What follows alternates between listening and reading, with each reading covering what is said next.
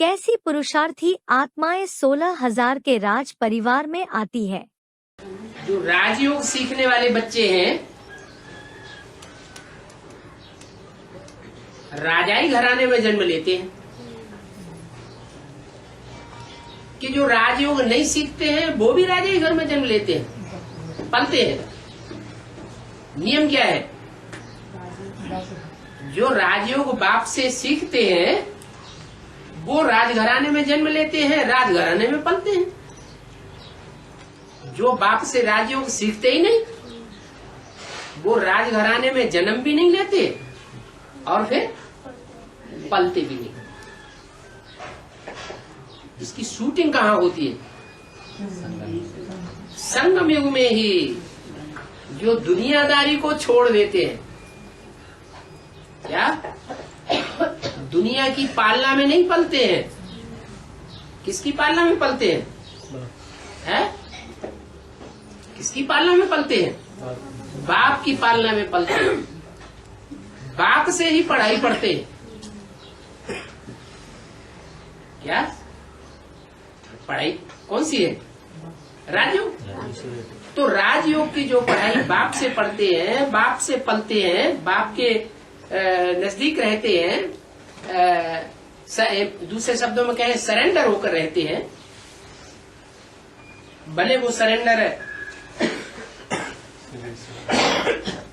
एक होते हैं दुनिया की नजरों में देखने के लिए सरेंडर, और एक होते हैं दुनिया की नजरों में सरेंडर नहीं है लेकिन अंदर से जो जिंदगी का पुरुषार्थ चल रहा है वो बाप जाने और वो बच्चा जाने।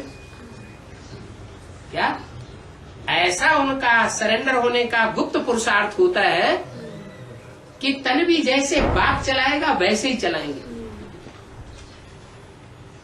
तन की कर्मेंद्रियों को भी वैसे ही चलाएंगे जैसे बाप चलाएगा। धन को भी वैसे ही यूज करेंगे जैसे बाप यूज कराना चाहता है। मन के संकल्पों को भी बाप जैसे चलाना चाहता है वैसे कंट्रोल करेंगे। संबंधी और संपर्क में आने वालों को भी उसी तरह यूज करेंगे जैसे बाप यूज कराना चाहता है। तो क्या उनको सरेंडर नहीं कहेंगे? है सरेंडर है। वो दिखावे के सरेंडर है और वो वास्तव में सरेंडर है। लेकिन चाहे दिखावे के सरेंडर हो, थोड़े समय के लिए तो सरेंडर हुए। जो दिखावे के सरेंडर हैं, कागज पर लिख करके दे दिया स्टाम्प पेपर पर, थोड़े समय के लिए तो सरेंडर हुए ना। फिर तमोप्रधान बनते रहे, बाप को डिसोबे करते रहे, तन धन सुहृद परिवार संबंधी उनको याद करते रहे, बाप के कार्य में नहीं लगाया, अपने स्वार्थ में लगाते रहे। तो नंबरवार 16,000 की लिस्ट में से नीचे उतर जाएंगे,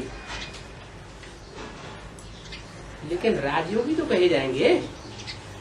है? ऐसे राजयोगी चाहे दिखावे के हों और चाहे संसार के सामने प्रत्यक्ष न हो, गुप्त हो पुरुषार्थी, उनकी संख्या कितनी होती है? 16,108। तो जो 16,108 है उसमें राजाई पाने वालों की संख्या कितनी है? 108। सिर्फ 16,000 में से कितने? 108 ऐसे हैं जो राजाएं बनते हैं। 8 ऐसे हैं जो राजाएं भी बनते हैं, महाराजाएं भी बनते हैं, और बाकी सब क्या बनते हैं? बाकी सब जो है ऐसे ही है, जो या तो एक जन्म के लिए राजा बनेंगे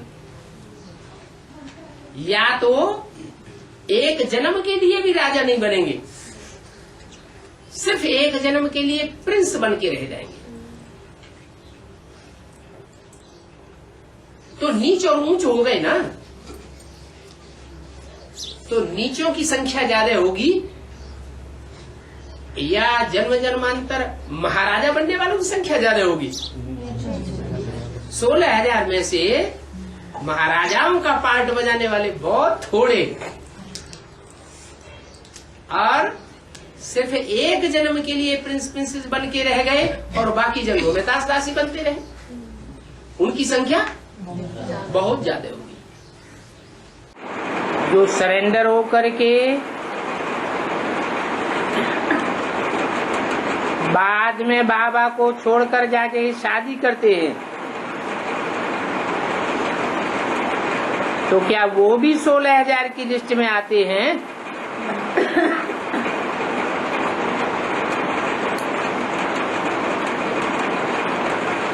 तो शादी कर ली तो बर्बादी कर ली, काहे की बर्बादी कर ली? अपने पद की बर्बादी कर ली। फिर भी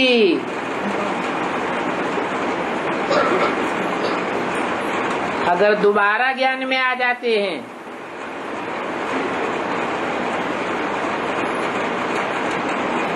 युगल को भी उठाते हैं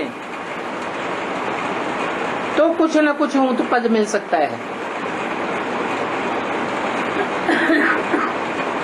हो सकता है राज परिवार में भी आ जावे।